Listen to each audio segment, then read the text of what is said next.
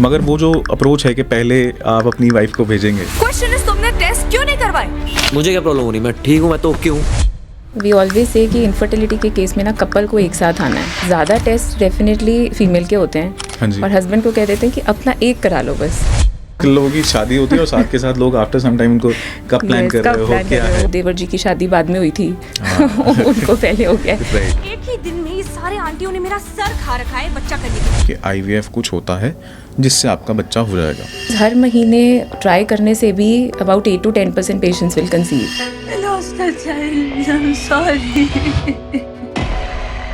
परिवार के लोग भी पहले इस लड़की का Yeah, चेकअप करा दो, ये वाली सोच के साथ आज भी लोग चलते हैं। यूरिनरी टेस्ट कर रहे हो आप, पीरियड आ रहा है, उसमें नेगेटिव आ रहा है line, so all that gives a lot of stress. We have seen families getting broken over it. There are divorces happening. कोई देसी नुस्खे बताए गए, हाँ, कोई बहुत। परिवार ने कहा ये खा लीजिए वो खा लीजिए। हमने सुनने में चीजें ना गौमूत्र तक भी सुनी है जी। कि बच्चा अवश्य होगा। कहते हैं कि टेस्ट ट्यूब बेबी कमजोर होते हैं, ये टेस्ट ट्यूब बेबी है। डेरोगेटरी तरीके से ये कहा जाता है। बहुत सारी स्टडीज हो चुकी हैं अब comparing between IVF and natural babies. Social egg freezing, या अपने एग्स फ्रीज कर लो। लाइक जैसे बैंक लॉकर वाला सिस्टम। सॉर्ट ऑफ 35 के बाद हम कहते हैं कि जो एग की क्वालिटी है वो थोड़ी ड्रॉप होनी शुरू हो जाती है। इनफिडेलिटी की ट्रीटमेंट ले रहा है, मगर आज भी लोगों को वो एक स्टिग्मा है। एक मेरा पेशेंट था, 6-8 महीने लगे ट्रीटमेंट के, बट एटलीस्ट यू कंसीव। तो बीच में हस्बैंड ने ऐसे एक लाइन में ऐसे बोला कि हाँ वो ना हम साथ में वो दाई के पास भी गए थे, उसने बच्चेदानी सीधी करी। एंड आई फेल्ट लाइक मेरी 6 महीने की मेहनत। तो अब काफ़ी पेशेंट्स जैसे एजुकेटेड हैं, अवेयर हैं, तो sometimes they do listen to us. Guys, Healing Talks के आज के पॉडकास्ट में हमने डॉक्टर जपलीन कौर से बात करी, जो पिछले 15 सालों से प्रीमियर इंस्टीट्यूट्स जैसे कि एम्स न्यू दिल्ली और PGI चंडीगढ़ जैसे इंस्टीट्यूट के साथ काम कर चुके हैं। हज़ारों पेशेंट्स की ज़िंदगी को बदल चुके हैं। फैमिली प्लानिंग अपने आप में एक बहुत सिंपल सी टर्म लगती है, मगर उसके साथ बहुत सारी कॉम्प्लिकेशंस जुड़ी हैं। आप ये समझिए कि आपकी फर्टिलिटी सिर्फ टाइम से सोने और ठीक से सोने से भी इम्प्रूव हो सकती है। उसके अलावा भी हमने बहुत सारी इन डिटेल छोटी छोटी चीज़ों को समझा है। If you are a couple तो आई थिंक आपको ये पॉडकास्ट पूरा एंड तक देखना चाहिए, और कितने छोटे से बिहेवियरल चेंजेस भी आपकी लाइफ को और किसी और की लाइफ को बहुत अच्छा इम्पैक्ट कर सकते हैं।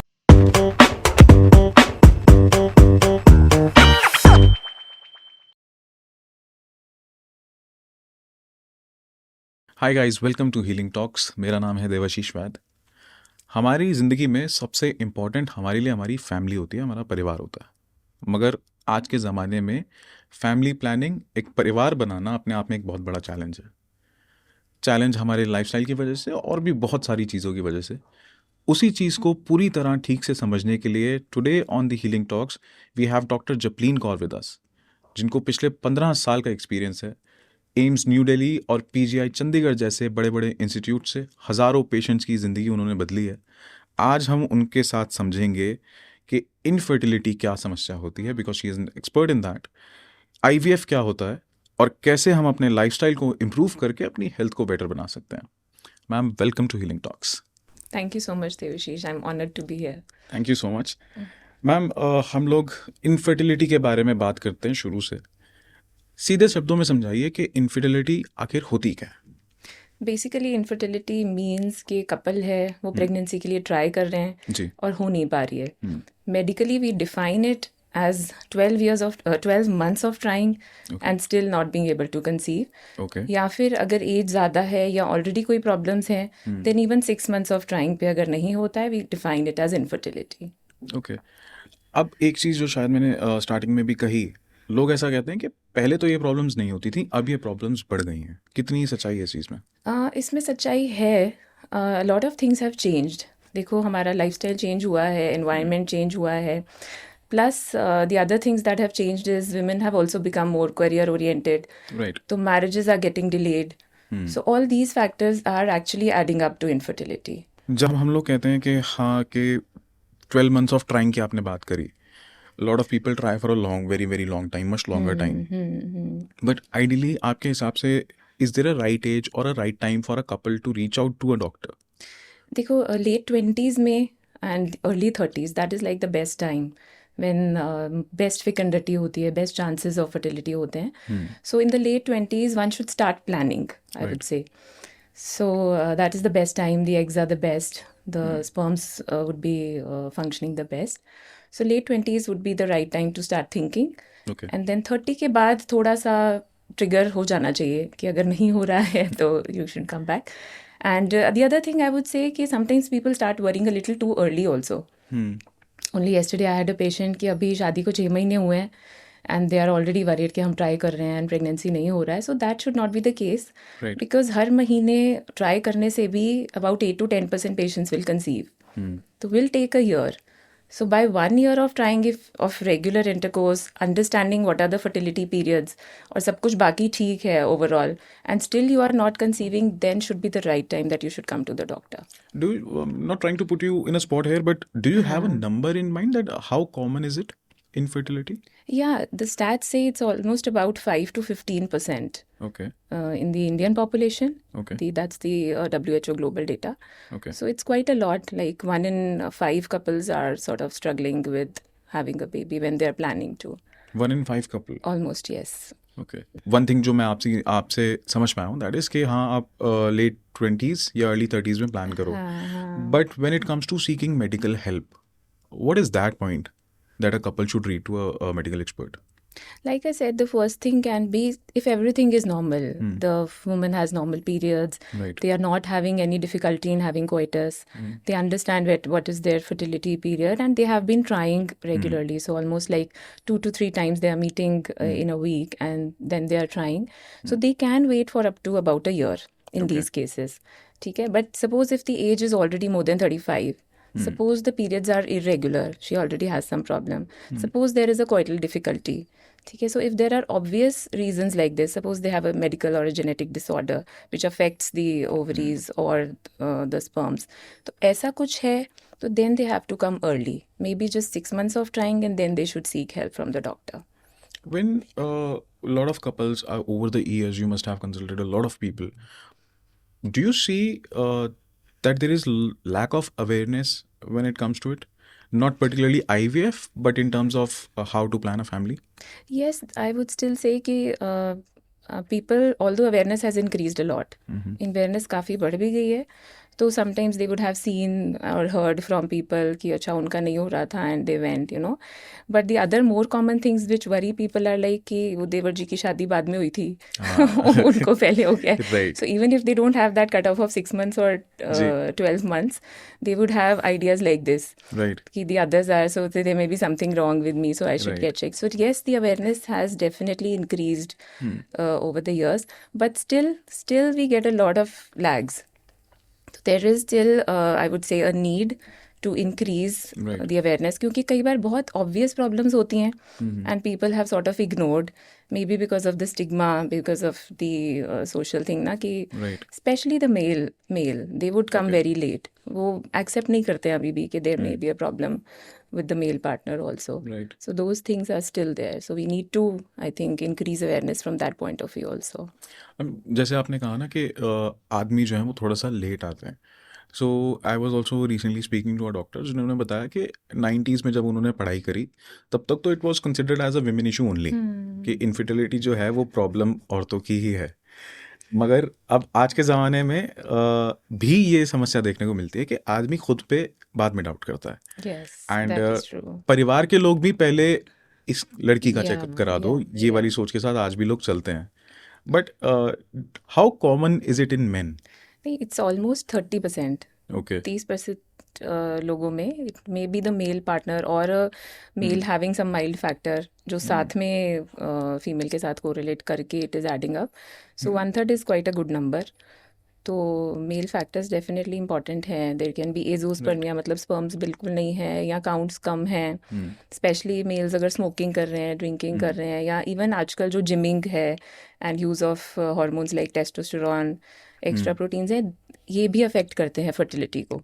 So the biggest challenge for a couple what I can imagine ये हो सकता है कि अब उसको नहीं पता लग रहा है कि प्रॉब्लम इज विद मी और विद माय वाइफ तो वो कैसे इस चीज़ को समझें कि प्रॉब्लम मतलब कंसल्टेशन ही है ऑफ कोर्स सोल्यूशन Yeah. मगर वो जो अप्रोच है कि पहले आप अपनी वाइफ को भेजेंगे नहीं तो बड़ा सिंपल होता है ऐसे जी। केस में. वी ऑलवेज से कि इनफर्टिलिटी के केस में ना कपल को एक साथ आना है. Okay. So we call it a couple counselling, couple session. ठीक है. So they have to come together. Then ज़्यादा टेस्ट डेफिनेटली फीमेल के होते हैं, क्योंकि आदमी से तो सिर्फ स्पर्म्स ही चाहिए देखा जाए तो. राइट. ठीक है. इट इज़ द फीमेल जिसका एग यूज़ होना है, उसका ट्यूब यूज़ होना है, फाइनली जो एम्ब्रियो बनना है वो फीमेल ने कैरी करना है. राइट. तो ठीक है. So what we do is very simple कि सारे टेस्ट हम लिस्ट कर देते हैं फीमेल के, हाँ जी. और हस्बैंड को कह देते हैं कि अपना एक करा लो बस, सीमन Okay. एनालिसिस. तो उसको Right. भी लगता है कि ठीक है ज़्यादा तो उसी के हो रहे हैं. मेरा तो एक ही है. बट हमें जितनी इन्फॉर्मेशन मेल की चाहिए होती है, we get from that one semen analysis only. मैं जो एक चीज़ आपसे और समझना चाह रहा हूँ ना कि सोशल स्टिग्मा एक बहुत है लोगों के अंदर, चाहे वो औरत हैं चाहे वो आदमी हैं, सबका अपने अपने तरीके से है, मगर कहीं ना कहीं एक इमोशनल इम्पैक्ट है उसका. उनको डॉक्टर के पास आने में भी बहुत हिम्मत चाहिए. क्या आपने पेशेंट्स में कॉमनली ऐसी चीज़ देखी है जो उनको इमोशनली बहुत ज़्यादा ब्रेक करती है? इमोशनली डेफिनेटली बहुत ज़्यादा होता है, क्योंकि लाइक आई सेड ना, sometimes when they start comparing also कि उसका हो रहा है, what is wrong with me, मेरा क्यों Right. नहीं हो रहा. एंड बचपन से ही देखो फीमेल्स को तो ये कहा ही जाता है कि इट इज़ योर, आपका fertility and reproductive potential, you know, which is most important to make you feel like a girl and a female ना. हमारे कल्चर में तो प्यूबर्टी, जो ऑनसेट ऑफ मेंसेस को ही एज अ फर्टिलिटी मार्कर इतना celebrate किया जाता है.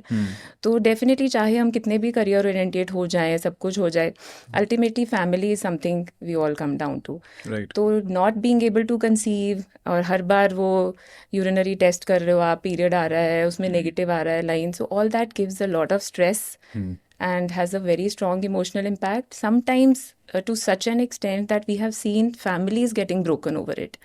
You know, there are divorces happening. Right. कि इनको कंसीव नहीं हो रहा, so people will, you know, look for second marriages and things. So infertility is quite a big problem. चाहे कोई ये सोचे कि इसमें फिजिकली क्या प्रॉब्लम है, आप Correct. ठीक तो हो खुद, यू आर हेल्दी, चलते फिरते हो जी, ठीक चलते है फिरते एकदम. हो, Right. बाकी सब हेल्थ ठीक है, तो इतना क्या इसके पीछे वो करना है ना. But then it has a very big mental, very big emotional and a very very big social issue. How do you, as a doctor, deal with such a situation? What are the things that you tell your patients? Yeah, first thing we tell them that first thing they have to understand they are not alone. वो अकेले नहीं है इस journey में, we are there to help them. And then we tell them that there are other people who are suffering from this ना, ऐसा नहीं है वो अकेले हैं, सिर्फ उनके साथ हो गया है. तो फिर उनको हम स्टोरीज बताते हैं कि we have treated ऐसे patients and they have good outcomes. ठीक है. एंड सबसे पहली प्रॉब्लम जब हम इन्वेस्टिगेट करते हैं और कोई कॉज मिल जाता है, सो देन ऑल्सो बड़ा आसान हो जाता है समझाना कि अब तो हमें कॉज मिल गया है और इसका एक डेफिनेट ट्रीटमेंट है. तो उससे बड़ी हिम्मत उनको मिलती है. प्लस हमें पहली चीज़ यही कहनी पड़ती है कि हस्बैंड वाइफ को तो एटलीस्ट एक साथ रहना है, पेशेंस रखनी है, थोड़ा ट्रस्ट रखना है मेडिकल साइंस पे और डॉक्टर्स पे, and then in maximum number of cases we are able to find solutions. Now that you have mentioned the word solutions, I want to understand, हमने infertility को समझा कि क्या समस्या है, क्या प्रॉब्लम है, आदमियों में भी हो सकती है, औरत में भी हो सकती है. अब इसकी ट्रीटमेंट की बात करते हैं. हाँ. एक तो स्टिग्मा उसके साथ भी है कि ये तो इनफिडिलिटी की ट्रीटमेंट ले रहा है या ले रही हैं. सो ये भी, अब मेरे को ये चीज़ सुनने में, खैर शायद हो सकता है कि दिमाग इतना अब हमारा वोक हो गया है कि हमें तो लगता है कि इसमें कुछ बुरा नहीं है, मगर आज भी लोगों को वो एक स्टिग्मा है. सो आई थिंक वहाँ हमारा रोल आता है टू ब्रेक दैट स्टिग्मा, कि ये काफ़ी नेचुरल चीज़ें हैं, may be because of lifestyle, delayed marriage, या जिन भी चीज़ों की वजह से जो कारण है, we can sort them out और फिर वो सेटल हो जाएंगे. तो कॉजेज़ के हिसाब से ही ट्रीटमेंट होगा, सॉल्यूशंस. तो पहले हमने जैसे टेस्ट कराए, अगर हस्बैंड के सीमेन में प्रॉब्लम आई है, हिस्ट्री से हम स्टार्ट करते हैं. तो पहले पूछ लेते हैं आपका स्मोकिंग है, अल्कोहल इनटेक है, या कोई ड्रग यूज़ है, या कोई टेस्टोस्टेरोन इंजेक्शंस या एक्स्ट्रा जिमिंग है. तो उन चीज़ों को सबसे पहले कट ऑफ करना शुरू करते हैं. ठीक है. Then there are medical managements, कुछ मेडिकल हार्मोन्स होते हैं, कुछ एंटीऑक्सीडेंट्स होते हैं जो हम मेल को भी दे सकते हैं टू इम्प्रूव द पैरामीटर्स. ठीक है. फिर हम आते हैं फीमेल पे. तो 3 मेन चीज़ें हम टेस्ट करते हैं कि एग जो बनना है बन रहा है ठीक से या नहीं बन रहा है, जो काफ़ी हद तक अल्ट्रासाउंड से या ब्लड टेस्ट में पता चल जाता है. देन जो ट्यूब्स हैं, जहाँ पे अल्टीमेटली स्पर्म और एग ने आके मिलना है और एम्ब्रियो बनाना है, वो फंक्शन कर रही हैं कि नहीं, या जो बच्चेदानी है, जो यूट्रस है, वो इज़ इट हेल्दी इनफ कि वो कैरी कर सकता है बेबी कि नहीं। तो ऐसे हम इनिशियली टेस्ट स्टार्ट करते हैं। देन जहाँ प्रॉब्लम मिलती है, सपोज एग बनने में प्रॉब्लम है, then we give ovulation induction. So there are drugs and there are injections for that. ठीक है। अगर ट्यूब्स में प्रॉब्लम है तो सर्जिकली हम मैनेज कर सकते हैं। there are laparoscopy surgeries where we can try to open those tubes. Then अगर जैसे पीरियड्स कम आ रहे हैं, बच्चेदानी में कुछ फाइब्रॉइड्स हैं या कुछ मासेस हैं, तो we can always treat them. And husband factor की अगर प्रॉब्लम आती है, काउंट्स मान लो थोड़े बहुत कम हैं, तो there are processes like intrauterine insemination which can be done. And ये सारे माइल्ड फैक्टर्स अगर ओवरकम नहीं हो पा रहे हैं with these treatments, then we do have the option of IVF which is in vitro fertilisation. IVF अपने आप में जो टर्म है उसको लेके बहुत सारे लोगों को मालूम है कि IVF कुछ होता है जिससे आपका बच्चा हो जाएगा। इसके बारे में अवेयरनेस ऐसे है कि लोगों को टीवी रेडियो से पता चलता है, इंटरनेट से पता चलता है। आप एक बार एक्सप्लेन कीजिए बहुत आसान शब्दों में कि IVF आखिर है क्या? IVF is test tube baby, जिसमें कि हमने एग्स भी बाहर निकाल लिए, स्पर्म्स निकाल लिए, और उनको बाहर हम इतनी स्टेज तक हम उन्हें देख सकते हैं कि वो एम्ब्रियो बन गया है कि नहीं, and then we replant it into the uterus of the मतलब वूम्ब ऑफ द मदर। तो दैट्स द सिंपलेस्ट। तो इसमें अगर हम देखें ना, तो बहुत सारे प्रोसेसेस हमने बाईपास कर दिए कि हमें एक गुड स्पर्म क्वांटिटी चाहिए होती है नेचुरल कंसेप्शन के लिए, कि बहुत सारे स्पर्म्स होने चाहिए तभी वो मीट कर पाएंगे एग को।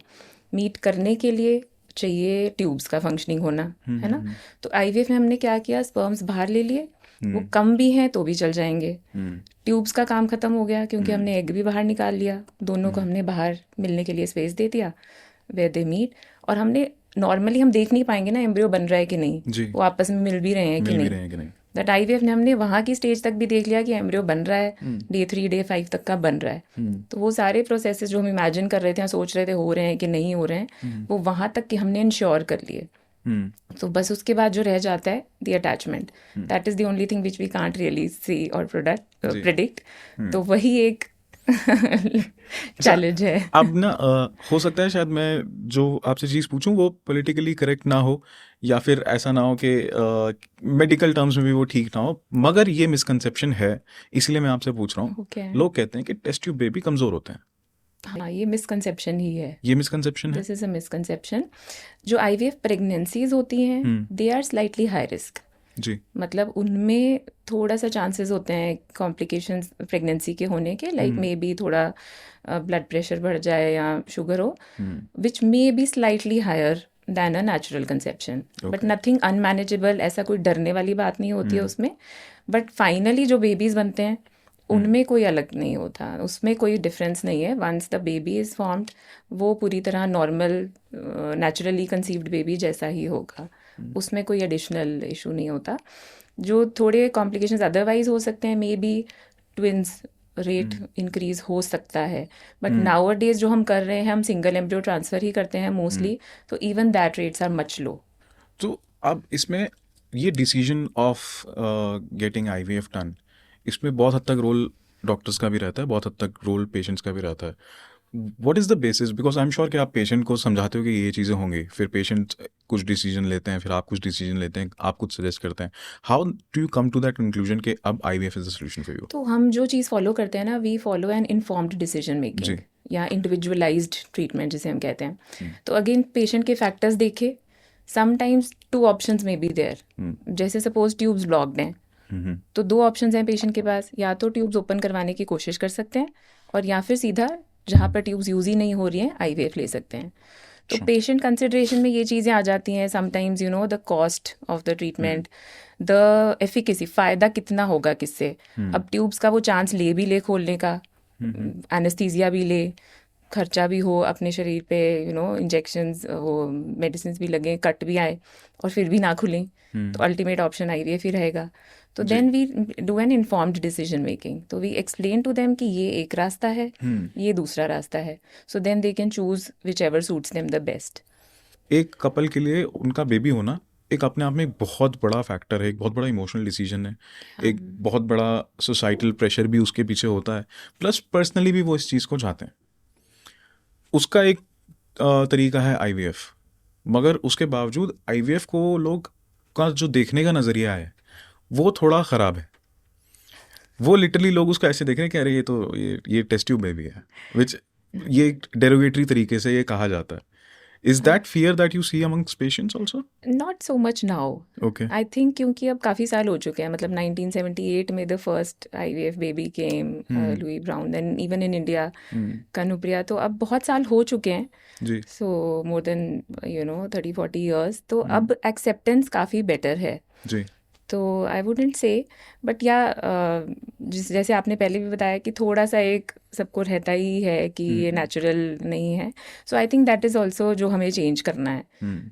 अब तो बहुत स्टडीज़ हो चुकी है which are saying that the babies are absolutely the same. मतलब उनके लॉन्ग टर्म आउटकम्स भी देख लिए हैं, न्यूरो कॉग्निटिव काफ़ी स्टडीज हो फंक्शनिंग, गई हैं जी। हाँ, कि उनका स्कूल परफॉर्मेंसेज, एवरीथिंग, ग्रोथ, अच्छा, a lot of things have been compared. थोड़ा इसके बारे में तो डिटेल में बताइए ना कि ऐसी जो स्टडीज़ हैं। हाँ, बिल्कुल, स्टडीज़ में उनकी growth, weight gain, these kind of things, then neurocognitive, school performances, scholastic जिसे हम कहते हैं, मैथ्स, इंग्लिश, बहुत सारी स्टडीज़ हो चुकी हैं अब comparing between IVF and natural babies. Okay. तो which have clearly suggested that अगर हम उनको किस पीरियड ऑफ जेस्टेशन, मतलब किस टाइम पे वो डिलीवर हुए, उनको पहले से प्रेगनेंसी में कोई प्रॉब्लम नहीं थी, वो सारा कुछ अगर हम मैच कर दें तो then they are pretty much the same.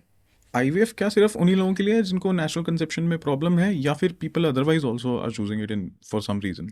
People otherwise can choose it, like if we talk about delaying conception career की वजह से। ओके। तो इसमें आजकल क्या फिर होता है? सोशल एग फ्रीजिंग भी है। सोशल एग फ्रीजिंग, या अब सो इसमें ये क्या है? हाँ, बिकॉज यू आस्क्ड मी कि IVF सिर्फ उनके लिए, so I am coming up to that जी कि जैसे विमेन है, अभी पार्टनर नहीं है, शी इज़ ऑलमोस्ट नियरिंग 30, ठीक है, अभी पार्टनर नहीं है और अभी कोई प्लान भी नहीं है मे बी, ठीक है, बट 35 के बाद हम कहते हैं कि जो एग की क्वालिटी है वो थोड़ी ड्रॉप होनी शुरू हो जाती है। ओके तो कंसीव करने के चांसेस 35 के बाद थोड़े कम होने शुरू हो जाते हैं। जी एंड प्रॉब्लम्स लाइक कुछ क्रोमोसोमल डिसऑर्डर्स होते हैं, वो बढ़ने लग जाते हैं 35 के बाद। So now women have this option कि वो अपने एग्स, oocytes प्रिजर्व करा के रख लें। अच्छा तो process, rest of the process, egg pickup तक will be similar to the IVF, सिर्फ स्पर्म्स अभी नहीं होंगे। स्पर्म्स जब अवेलेबल होंगे, मतलब whenever she plans, then we can do तो basically you can store it like Yeah, जैसे we बैंक can लॉकर वाला system. sort of okay. Women are out there in almost every other field, वो हर field में Which is good. मर्दों से आगे भी निकल रही हैं, which is great, which is absolutely great. मगर जब ये जो डिसीजन है ये कहीं ना कहीं उनको बहुत हेल्प करता है, क्योंकि करियर में कॉम्प्रोमाइज़ करने की फिर ज़रूरत नहीं वो रहती। फिर उनको प्रेशर नहीं आता जी। है। तो लाइक आई सेड, ये एक इम्पॉर्टेंट एरिया है जहाँ IVF has a role, other than couples not जो नहीं कंसीव कर पा रहे नेचुरली। अब it is also coming up as fertility preservation for cancer patients. Okay जैसे पहले क्या होता था, कैंसर सुन के सिर्फ ये होता था कैसे बच जाएं बस, जी यू नो, जी बट अब ट्रीटमेंट्स इतनी अच्छी हो गई हैं, इतनी बढ़िया हो गई हैं कि जो कैंसर पेशेंट्स है, ट्रीटमेंट के बाद भी उनकी अच्छी लाइफ है। They have a life expectancy, they can expect कि हम कैंसर ट्रीटमेंट के बाद भी एक नॉर्मल लाइफ जी सकते हैं। सो वंस सपोज किसी का 20 ईयर्स पे कैंसर डिटेक्ट हुआ, ट्रीटमेंट हुआ, अब व्हेन दे विल बिकम 25-30, वो शादी वाली एज आ रही है, so they can think of marriage also, right. But due to the treatment जो एग्स हैं या स्पर्म्स हैं वो डिस्ट्रॉय हो चुके हो सकते हैं। अच्छा तो इसीलिए कैंसर की ट्रीटमेंट से पहले ही हम oocytes भी प्रिजर्व कर सकते हैं फॉर फीमेल्स, और मेन के केस में हम सीमेन प्रिजर्व करके रख सकते हैं before we give them the chemotherapy and treatments which will destroy their fertility. Okay तो this is also one very important role of these ART techniques. Okay. उसके अलावा I would say, ART techniques आपने ये बता दो। हाँ, ART is a broad term actually, जो assisted reproductive techniques, so Okay. IVF is one of them. ठीक है जी। सो IVF है, ICSI है, IUI हैं, these are all the processes. जो ब्रॉड टर्म है वो है ART, मतलब assisted reproductive technique. So we are assisting the patient, so even adoption will come in that, अच्छा and intrauterine insemination, third party surrogacy आ जाता है इसमें। जो मेरे को आपने एग फ्रीजिंग के बारे में बताया, उससे रिलेटेड एक question I don't want to miss. So क्या होता है कि जब प्रेगनेंसी को प्लान करते हैं मेल फीमेल दोनों, जब कपल एक प्लान करता है, तो वो अपने हेल्थ के ऊपर भी काम करते हैं पहले, है ना। लोग डिटॉक्स करते हैं, एंड बिल्कुल अगर कोई अल्कोहल या स्मोक करता है तो वो Yeah. कुछ समय से उसको छोड़ता है। बिल्कुल जब एग फ्रीजिंग की आप बात करते हैं या सीमन फ्रीजिंग की आप बात करते हैं, तो इस प्रोसेस में भी ऐसा ही आप लोग सजेस्ट करते हैं पहले? हर चीज़ में आई वुड रादर से जिसको इनफर्टिलिटी नहीं भी है, हम्म। हुएवर इज अभी सोचना शुरू ही किया है कि प्रेगनेंसी करना है, so if they come to meet the doctor, जो पहली चीज़ है वो we will tell them the lifestyle changes only. आधी चीज़ें उसी में ट्रीट हो जाएंगी, मतलब रादर आएंगी नहीं प्रॉब्लम्स। तो वो healthy lifestyle, you know, balanced diet including fruits, vegetables, good amount of antioxidants, ये सब बहुत अच्छा रहता है for egg and sperm health. Then definitely cutting down, nil smoking rather I would say, cutting down on the alcohol, it should be occasional only if at all, if it is required, the cutting down on the caffeine and tea as well, ठीक है, and a lot of water, hydration, sleep habits, क्योंकि ultimately हमारे जो eggs and sperms हैं they are under the control of the brain, जी। जो सारा system है being controlled by the brain.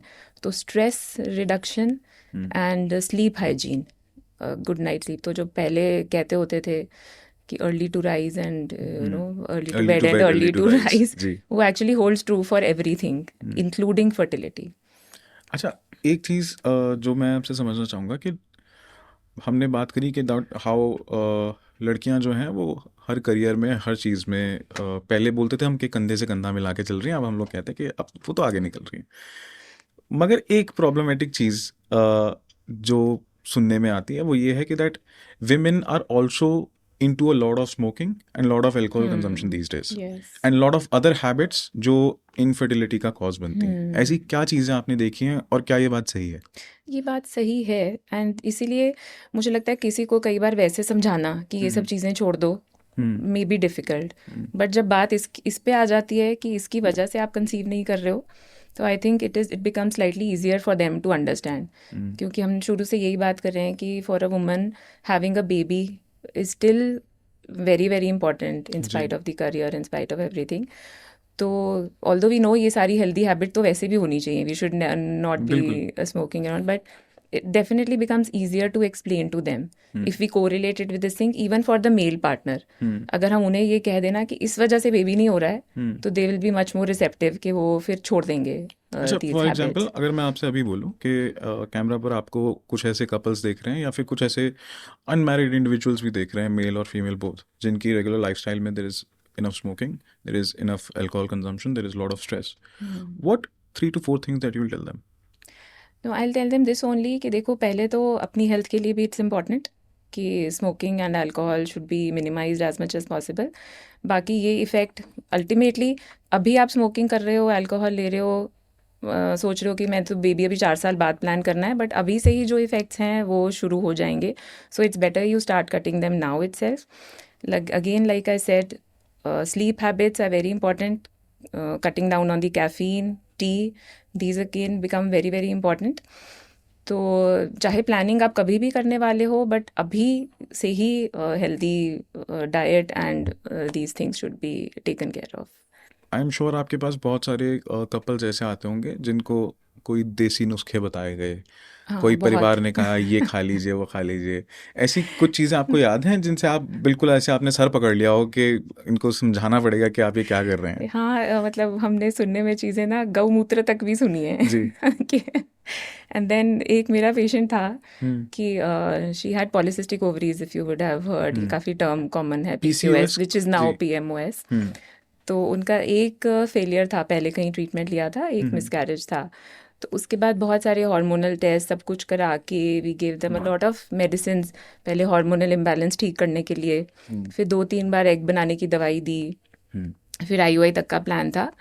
तो then finally the patient conceived, तो वो मेरे पास आए, तो wife is very happy everything ना, तो आई सेड कि चलो 6-8 महीने लगे ट्रीटमेंट के, but at least you conceived, so that's a good thing.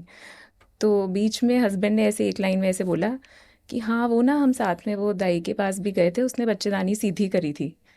तो there are things like this also in their mind कि उसने वो चेक करके कुछ सीधा करा था जिससे प्रेगनेंसी हो गई, एंड आई फेल्ट लाइक मेरी 6 महीने की मेहनत। सो देसी नुस्खे बहुत कॉमन है, उनके साइड इफ़ेक्ट्स भी बहुत कॉमन है। अच्छा, दे अफेक्ट द लिवर, तो बहुत बार पेशेंट यहाँ extra weight gain and things होता है, तो वो करते हैं. आई वुड से कि अगर see Ayurveda and everything we all know it's very good जी. For the preventive part.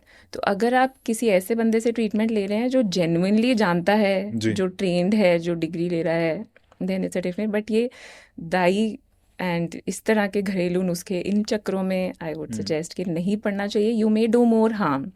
फिर हमारे लिए पहले उस हार्म को नेगेट करना, फिर नए सिरे से ट्रीटमेंट शुरू करना, इट बिकम्स डिफिकल्ट. बट ये प्रेवलेंट है and I think from India it's going to be difficult to take it away. क्योंकि अभी भी हम कभी कहें ना किसी को बीपी बढ़ रहा है, कुछ हो रहा है, कह रहे हैं नहीं झाड़ फूक करा लेंगे जी. उससे ठीक हो जाएगा.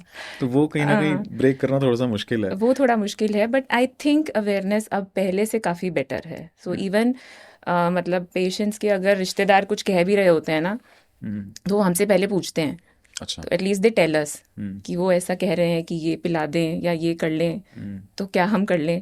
तो at least they come and ask us, तो then we can at least tell them कि नहीं, ये नहीं करना है and this does not have any role. तो अब काफ़ी पेशेंट्स जैसे एजुकेटेड हैं, अवेयर हैं, तो sometimes they do listen to अस.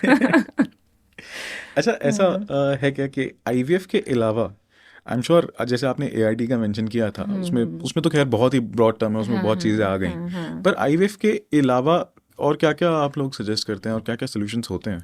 पहले जैसे मैंने कहा, जैसे एग नहीं बन रहा है, बाकी सब कुछ ठीक है, ट्यूब्स ठीक है, हस्बैंड का सैंपल ठीक है, तो हम ओवुलेशन इंडक्शन जो एग बनाने की मेडिसिन दे सकते हैं. अच्छा, ठीक है. Oral medicine basically. Oral medicine है, इंजेक्शंस है, वो चल सकते हैं. देन इंट्रायूट्राइन इंसेमिनेशन, कि हस्बैंड का जैसे स्पर्म काउंट थोड़ा सा कम है या मूवमेंट कम है स्पर्म्स की, तो हम प्रोसेस करके जो सबसे बेस्ट स्पर्म्स हैं वो चूज करके we put it inside the mother's womb directly. अच्छा. कि उसको वो पूरा रास्ता ट्रैवल नहीं करना पड़ेगा, तो देयर आर मोर चांसेस कि अपनी जगह पे वो सही से पहुंच सकता तो है. ये आईवीएफ से अलग है? ये अलग है. ओके. आईवीएफ में तो क्योंकि हमने एग भी बाहर निकाल लेना जी. है, स्पर्म्स भी बाहर निकाल लेने हैं, एंड देन उसको मीट कराना है पेट्री डिश में. आईवीएफ में भी इक्सी एक ऑप्शन होता है कि अगर हमारे पास इक्सी, ओके, सो स्पर्म्स काउंट और भी कम है कि हम ये भी चांस पे नहीं छोड़ना चाहते कि स्पर्म्स आपस में एग से मीट कर पाएंगे कि नहीं, तो उसमें हम एक्चुअली एक स्पर्म पकड़ के, एक्चुअली एक एग पकड़ के उन दोनों को अंडर माइक्रोस्कोप मीट करा के and we make the embryos. आपने अभी थोड़ी देर पहले पीसीओएस का मेंशन किया, जिसको आपने कहा अब वो चेंज हो गया है, पीएमओएस हो गया. पीएमओएस हो गया. सो इट्स मेटाबॉलिक ओवेरियन एक तो आप सिंड्रोम. बस क्विकली एक लाइन में दोनों चीज़ें समझा दीजिए, वो है क्या, और दूसरा कि प्रेगनेंसी पे, इनफर्टिलिटी पे कैसे उसका इम्पैक्ट है लोगों की लाइफ में. पहले टर्म था पॉलीसिस्टिक ओवेरियन सिंड्रोम. तो उसमें क्या है, पेशेंट को ना ऐसा लगता था कि सिर्फ ओवरी का प्रॉब्लम है. ओके. ओवरी में सिस्ट दिखती हैं उसमें अल्ट्रासाउंड में, but mainly problem is hormonal. Okay. जो टोटल ओवरऑल हार्मोन्स हैं वो ठीक से काम नहीं कर रहे हैं, एग ठीक से रिलीज नहीं हो रहा. हर महीने जो एक एग रिलीज होना चाहिए, बनना चाहिए, वो नहीं हो रहा है. तो छोटे एग्स जो बचे हुए रह जा रहे हैं वो दिखे जा रहे हैं. जी. ठीक है. तो अब इसलिए क्योंकि उसमें ना पेशेंट को ये समझाना मुश्किल होता था, वो उनको लगता था सिस्ट है, निकाल दो. एक जो होता है ना कि ओवरी में कुछ बन गया है, कुछ गांठ बन गई है, उसको निकाल दो. तो इसलिए उसका नेम चेंज करके अब पॉलीएंडोक्राइन मेटाबॉलिक ओवेरियन सिंड्रोम कर दिया है, जिससे ये समझ में आए कि ये मेनली एक हार्मोनल प्रॉब्लम है. ओके. इसका जो मेन इशू है वो इंसुलिन रेजिस्टेंस है, जिससे डायबिटीज़ वगैरह भी होती है आगे. तो ये समझाने के लिए चेंज किया गया कि इसमें लाइफस्टाइल का सबसे ज़्यादा रोल है, वेट रिडक्शन का रोल है, डाइट कंट्रोल का रोल है, एक्सरसाइज का रोल है, और सिर्फ अल्ट्रासाउंड में वो सिस्ट देख के नहीं सोचना है कि इसकी ट्रीटमेंट वहाँ है. और लाइक आई सेड कि इसमें मेन प्रॉब्लम एग बनने की होती है. So that is how it adds to infertility, कि एग ठीक से बन के रिलीज नहीं हो रहा है हर मंथ जैसा होना चाहिए, एंड वो इकट्ठे होते जा रहे हैं छोटे छोटे, जो सिस्ट की अपीयरेंस दे रहे हैं. क्या ये कहना सही होगा, बिकॉज जितनी देर से मैं आपसे बात कर रहा हूँ कि कहीं ना कहीं हम लोग जब इनफर्टिलिटी की बात करते हैं, या जैसे अभी हमने पीसीओएस पीएमओएस की बात करी, end of the day reproductive health का बहुत ज़्यादा लेना देना आपकी लाइफस्टाइल से है, डेफिनेटली है. राइट. बिकॉज बहुत बार मैं आपको बताऊंगी कि हमारे साथ ऐसा भी होता है कि पेशेंट बहुत साल से ट्रीटमेंट ले रहा है, हमने उसको ओवुलेशन इंडक्शन, पहले एग बनाने की मेडिसिन दी, फिर हम आईयूआई पे भी गए, फिर मे भी हमने आईवीएफ भी किया, बट कुछ इनफर्टिलिटीज अनएक्सप्लेन्ड होती हैं कि कोई कारण ऑब्वियसली दिख नहीं रहा है, बट फिर भी कंसेप्शन नहीं हो रहा है. तो ऐसे पेशेंट्स कई बार तब कंसीव कर जाते हैं जब वो सब कुछ छोड़ चुके होते हैं. Sometimes they go back home and when they have lost hope also, क्योंकि स्ट्रेस चला जाता है. एंड वो हर महीने वो सोच नहीं रहे हैं कि प्रेगनेंसी नहीं हो रही है so a lot of times that also works. तो हम इस चीज़ को अपनी प्रैक्टिस में कैसे यूज़ करते हैं, हम 2-3 साइकिल्स ऑफ ट्रीटमेंट के बाद 1-2 महीने का वैसे ही रेस्ट दे देते हैं. तो पेशेंट को भी जस्ट टेल देम कि चलो अभी हम सिर्फ ये माइनर मेडिसिन देंगे and we'll think of something else next time. Many a times patients will conceive during that also. तो चाहे पेशेंट को लगता है कि बिना कुछ करे हो गया, but actually it's a strategy. Okay. और ये ICSI क्या होता है? Yeah, that is what I said. ICSI, आप उसको intracytoplasmic. बोलते Yeah, हैं. Okay. ICSI we call in a short form. तो उसमें वही है कि एक स्पर्म एक्चुअली उठा के एग में डाला जाता है, so that we are ensuring कि फर्टिलाइज भी हो रहे हैं. We are not leaving it to chance कि वो मिलेंगे कि नहीं मिलेंगे. ओके. एंड सक्सेस रेट किस में ज़्यादा आपको दिखता है? ICSI में थोड़ा सा ज़्यादा होता है, may be 5-10%. And nowadays everyone is doing at least 50% eggs का ICSI, क्योंकि Okay. We are not leaving it to chance. क्योंकि कुछ केसेस ऑफ फर्टिलाइजेशन फेलियर भी आ जाते हैं कि एग्स और स्पर्म्स इकट्ठे कर भी दे फिर भी वो मिले नहीं. और इसमें एज का कितना लेना देना? एज का एक्चुअली एग क्वालिटी उस साइड के लिए सबसे ज़्यादा इंपॉर्टेंस है. ओके. तो धीरे धीरे आफ्टर लाइक तभी मैंने कहा था late 20s will be the best time, क्योंकि 30 के बाद थोड़ा कम होना शुरू हो जाता है चांसेस ऑफ गेटिंग प्रेग्नेंट, जैसे ऊसाइड एज करता है. एंड 35 के बाद और डिक्लाइन होना शुरू हो जाता है. 40 के बाद काफ़ी कम हो जाता है. तो sometimes we actually have to advise for a donor egg also. अच्छा. तो थर्ड पार्टी भी करना पड़ता है हमें कि आपके अपने एग्स में नॉट बी सो गुड, तो उसमें complications of having chromosomal problems में ऑल्सो इंक्रीज. तो फिर ऐसे केसेस में कई बार हमें डोनर एग भी सजेस्ट करना पड़ता है from a younger female. Ma'am, हमने डिटेल में बहुत सारी बातचीत करी और एक चीज़ हमारे को समझ आई है कि लोगों के मन में कन्फ्यूजन्स भी बहुत सारी होती हैं, मिथ्स बहुत सारी होती हैं. प्लस बेशक हम एक पॉडकास्ट में बैठ के ये चीज़ कह रहे हैं कि आज के टाइम पे बहुत सारे ऐसे पॉडकास्ट होते हैं जहाँ पे कुछ भी इन्फॉर्मेशन लोगों को मिल रही होती है. And that's why I think at healing talks we make sure that we only invite expert doctors, only invite medical experts, so that हमारे पास जो इन्फॉर्मेशन है, हमारी ऑडियंस को जो इन्फॉर्मेशन जा रही है हीलिंग टॉक्स के थ्रू, वो बहुत ही सर्टिफाइड हो. और यहाँ पे हम लोग नुस्खों की बातें नहीं करते, यहाँ पे हम लोग टोटके नहीं बताते लोगों को. सो मगर क्योंकि नुस्खे और टोटके मार्केट में बहुत हैं, इसलिए there is a segment called myth versus facts.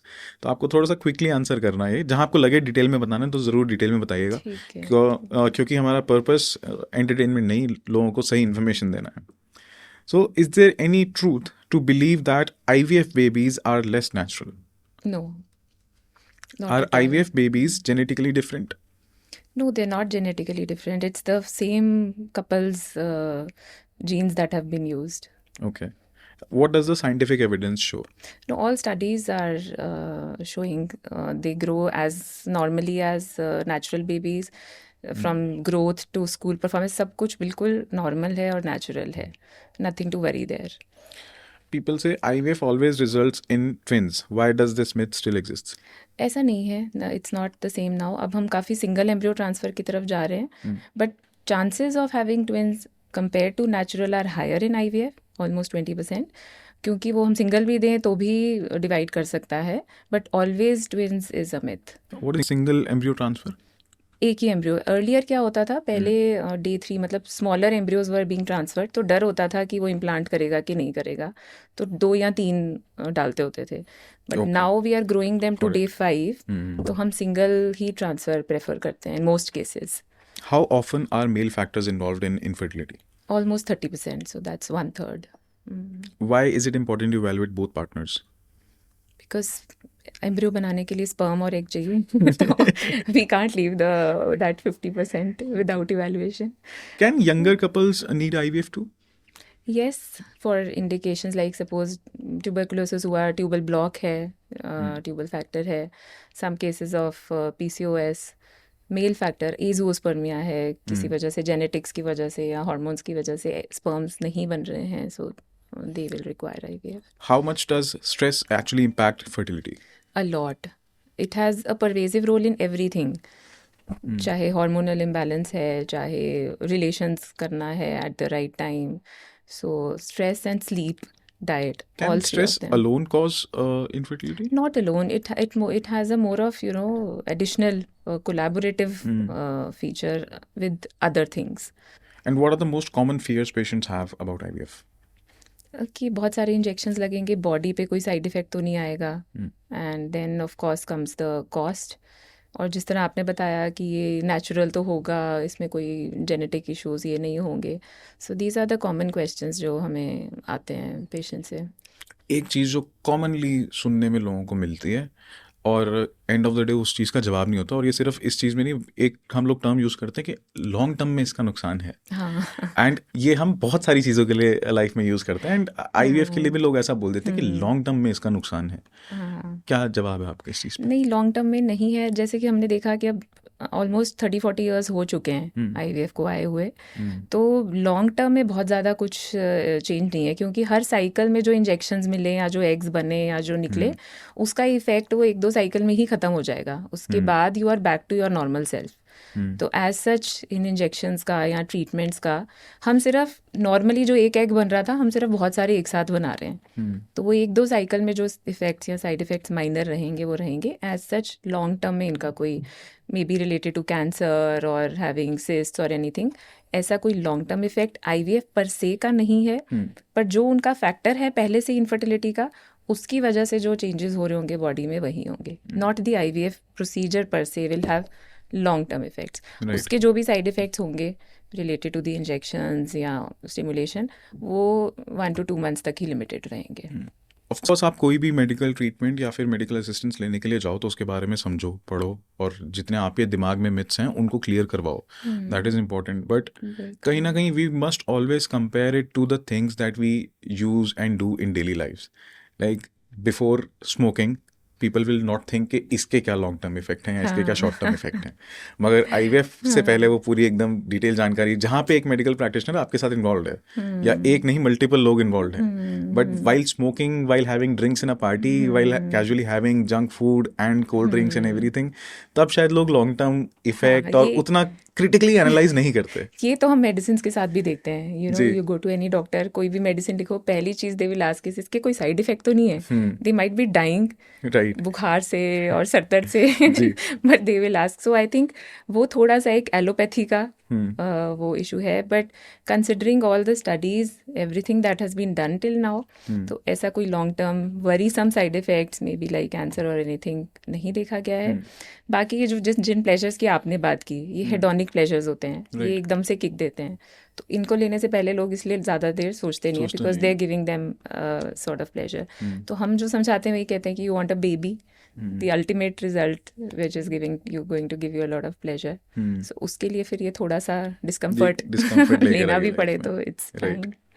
And I think one thing that I have somehow always knew but sort of tried to establish and understood it in much more clearer way कि आपकी lifestyle habits जो हैं उनका एक बहुत बड़ा role है towards being able to conceive या फिर नहीं, फिर चाहे वो मेल हो चाहे वो फीमेल हो। हाँ, लाइफस्टाइल जैसे कि मैंने पहले भी कहा कि starting from simple things like a healthy diet, balance diet, adequate protein, adequate you know fruits and vegetables जिसमें मिनरल्स, वाइटामिन, एंटीऑक्सीडेंट्स ये सारे कंप्लीट होने चाहिए, एडिक्वेट हाइड्रेशन, पानी रेगुलर पीना ही बहुत इंपॉर्टेंट है।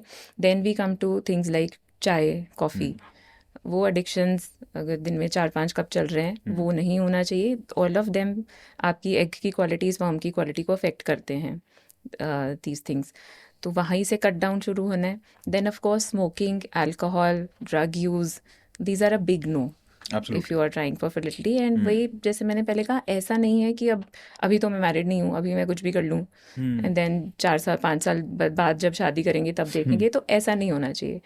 This should be in your mind कि दिस इज़ गोइंग टू आपकी पूरी हेल्थ को वो ख़राब कर सकते हैं, तो पहले से ही इन पे कट डाउन शुरू करना है। देन स्लीप एंड स्ट्रेस, इनका तो we can't emphasise more. Of course होता क्या है, थोड़ा बहुत स्ट्रेस नेचुरली आ जाता है जी। जब आप हर महीने यू आर लुकिंग एट वो प्रेगनेंसी टेस्ट, सिंगल लाइन, फिर पीरियड्स आ गए, तो माइंडफुलनेस टेक्निक्स हैं, you no, you may not necessarily ऐसे साइकेट्रिस्ट के पास जाने की ज़रूरत नहीं है, बट माइंडफुलनेस टेक्निक्स फॉलो कर सकते हो, थोड़ा मेडिटेशन, थोड़ा कपल थेरेपी, इकट्ठे games, you know, playing something together, doing work together, तो ऐसी छोटी छोटी चीज़ें भी sometimes help in your daily small changes in the lifestyle also Right. help. ये पॉडकास्ट देख सकते हो समझने हाँ, के लिए एक साथ बैठ definitely. के Now, let's have a quick rapid fire about understanding few things here. Okay. IVF in one word. Hope. One fertility myth you wish would disappear forever. कि मेल पार्टनर का कोई रोल नहीं है. Most underrated fertility habits. Good diet and sleep. Best age to start learning about fertility. Maybe the late 20s. उसके पहले enjoy your life. Without alcohol and हाँ, smoking. without alcohol and smoke. One thing every couple should know before starting IVF. That it's going to be a little long road, so patience and trust have to be there. Message to someone nervous about their first consultation. That doctors are here to help you, and they will be with you with whatever treatment you're going to go through. And then I think we have a lot of hope and a lot of medications and treatments available, so they should just have some trust on us. Ma'am इसमें से एक सवाल का मैं थोड़ा सा detail में आपसे समझना चाहूँगा कि क्या आप चाहते हैं कि what do you wish every patient new before beginning this journey Of of IVF. of IVF कि सी जो myths और वो हैं we would like to allay them. ठीक है कि now that you need IVF because of whatever reason of infertility that has come up, ठीक है, you should understand that it may be a little painful, it may be a little extended compared to the other treatments, ji. it may be slightly costly also, but the babies you will have are going to be perfectly natural. कोई आपको long term side effect इसके नहीं है. Once it is done you do not need to worry कि मैंने पता नहीं क्या कर लिया. So and the doctor is going to be there with you for whatever journey that you are going to go through. Whatever little side effects, whatever apprehensions you have, we are going to be there with you. And it's going to be a common kind of journey, and Right. you won't have to face it all alone. So I think that's the message which should go out. Ma'am, at the end of the day, you know, and I know, a lot of our people in the audience know कि ये एक couple और एक doctor के बीच के सुझाव से हुआ हुआ लेने जाने वाला डिसीजन है. मगर एक रियलिटी ये भी है that family pressure is there. In laws का प्रेशर या अपनी फैमिली का प्रेशर या कंपैरिजन्स वाले प्रेशर जिनकी आपने बात करी. हम लोगों की लाइफस्टाइल में there is lot of support and there is a lot of stigma and pressure that comes from the families and friends. What is that one advice you would like to give those family members and friends to support any of their couple friends or family members अगर वो IVF consider करना चाह रहे हैं या फिर वो infertility की ट्रीटमेंट ले रहे हैं, उनके साथ के परिवार के लोगों को, दोस्तों को आप क्या कहना चाहोगे? To leave them alone for a while. Perfect. Yeah, so just let them follow what the ji. doctor is saying. जी. ज़्यादा अपने नुस्खे बीच में ना नहीं डाले बिकॉज इट कन्फ्यूजेज देम. फिर पेशेंट Right. बेचारा कंफ्यूज हो जाता है कि यहाँ फॉलो करे कि वहाँ फॉलो करे. So I think maybe give some time, कम से कम 6 महीने उन्हें दे दें. फिर नहीं हो रहा होगा then they can bring in whatever they want to do. Right. So I think family pressures, I don't know we can change that or not, but that is one thing which needs to be changed. Every Yes. couple should be allowed to go through this journey at their own pace. Correct. ठीक है, तो ज़रूरी नहीं है कि अभी शादी हुई है और दूसरे की भी हो गया है तो दे शुड स्टार्ट वरिंग. ऐसा नहीं है. हाँ, अपनी एज देखें, अपनी हेल्थ देखें. When they are ready for the baby Right. They should be planning. और डराना कम चाहिए हाँ, आसपास के प्रेशर लोगों देना को. कम चाहिए. हाँ. आजकल लोगों की शादी होती है और साथ के साथ लोग आफ्टर सम टाइम उनको कब प्लान Yes, कर कब रहे हो, plan कर क्या रहे है. हो, वो अभी भी चल रहा है in Right. spite And of I think this culture advancement. needs to be changed. This needs to Absolutely be changed. They should be given their time. Their rather एक पेशेंट मेरे पास बहुत ही young couple, the female is barely 22 years. तो वो ऐसे आए थे कि हमें प्रेगनेंसी करनी है. तो आई वाज लाइक कि अभी 1-2 साल तो आप you've just got married. Right. You can think about knowing each other first. बिल्कुल. And वो but then their pressures, so we had to give them treatment, and then she conceived also within 6 months. But then ठीक है, once they understand that this is what they want, then it is fine. It should not be just कि पीछे से pressure आ रहा है, ससुराल वालों का है या मायके वालों का है, वो नहीं होना चाहिए. And definitely age जो हम कहते हैं कि the clock is ticking, तो 30 के बाद थोड़ा सा फास्टर प्लानिंग कर लेना चाहिए। ये जो हमने आखिरी के 1 से 1.5 मिनट में बात करी है ना, ये सिर्फ एक कैजुअल कॉन्वर्सेशन नहीं है, बिकॉज हम लोगों ने इस पूरी कॉन्वर्सेशन में एक चीज़ समझी कि स्ट्रेस, सोसाइटी का प्रेशर, स्टिग्मा, ये सब चीज़ें आपकी फर्टिलिटी में बहुत बड़ा रोल प्ले करती हैं। सो हमने बहुत अच्छे से और बहुत सिंपल एक तरीके से थोड़े से ह्यूमर के टच के साथ इसके बारे में बात की, मगर रियलिटी ये है कि अगर आपके परिवार में, आपकी फैमिली में, आपके फ्रेंड्स में if somebody is recently married और वो लोग अभी बेबी प्लान नहीं कर रहे हैं या फिर उन्होंने बहुत टाइम से नहीं करा है, stop asking such questions to people and be the support जो एक फैमिली और फ्रेंड का ज़रूर होना चाहिए। और doctor Japleen, thank you so much for being on the healing talks. Thank you, I had a great time. Thank you so much. आज हमने बहुत सारी नई बातें समझी हैं, thanks to I you. Hope they are beneficial, जो भी वॉच कर रहा है Absolutely. सबको कुछ फ़ायदा हो इससे, एब्सोल्युटली, एटलीस्ट कुछ मिथ्स हम कर पाए हों, कुछ एंग्जाइटी Hopefully. कम कर पाए हों। होपफुली। मेरे को लगता है कि even if we have triggered a thought in single mind, हमारा इस पॉडकास्ट को करने का जो पर्पस था वो पूरा हुआ है। और अगर आपको कोई भी ऐसी बात लगती है जो आप समझना चाहते हैं, जो पूछना चाहते हैं, कमेंट सेक्शन में ज़रूर लिखिए। अगर हमसे कोई गलती हुई है, आपको लगता है कि हमने कुछ गलत कह दिया या बोल दिया, तो चांसेस हैं कि हम बोल सकते हैं, उसको भी मेंशन कीजिए। We will definitely make sure कि हम वैसा कुछ ना करें। दूसरा, अगर आपको लगता है कि आप एक पर्टिकुलर तरह के डॉक्टर से बात करना चाहते हैं, मिलना चाहते हैं, या उनके साथ आप चाहते हैं कि हीलिंग टॉक पे पॉडकास्ट हो, तो do mention that as well in the comments. Thank you so much and please subscribe.